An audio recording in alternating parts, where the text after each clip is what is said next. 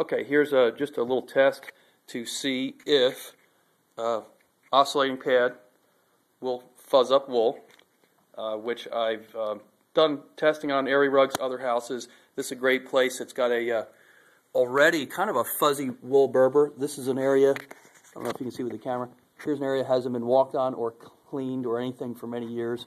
And it's already naturally has a little fuzz, so even going over it with a pad, it's usually not that noticeable. However, again, if you're nervous, you need to do a test in a spot like this, where there was a pretty big chair that can cover it again, and just do a small test and see what happens. I wet this wool down already. The pads are wet from already previously playing and testing. This is just more of a demo to show you that none of these pads, here's a Glad pad, here's the microfiber with the plastic strip, and this is the CTI ProZorb. It has a berber, like a real thick cotton berber on it. And you can see the difference of each of these pads versus an area that hasn't been touched. Let's run it.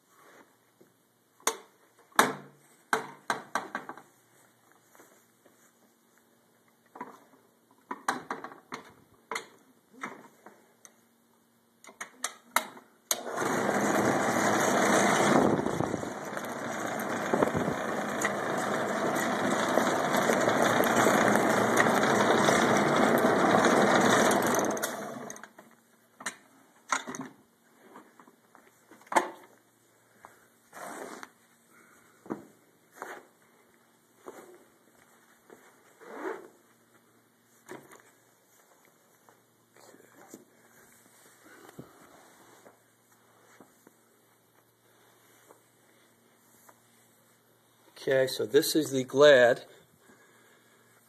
and again, I'm sure this camera really doesn't show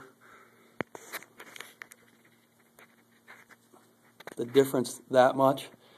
Running the pad over it wet and keeping it lubricated, it looks fine. I've noticed on a lot of these wools that I've done, that's all three. There's the ProZorb, the microfiber, again, and the Glad.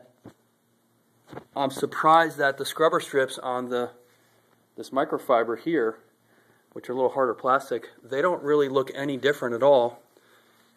And I'm trying to look along. As I'm looking into a dry area, it looks fine. The one thing I've always noticed on the walls, doing a room like this, you put moisture on any carpet like this, and you're actually going to see the tips and a little bit of the fuzz of the wool when it's wet and shiny, more than when it's dry.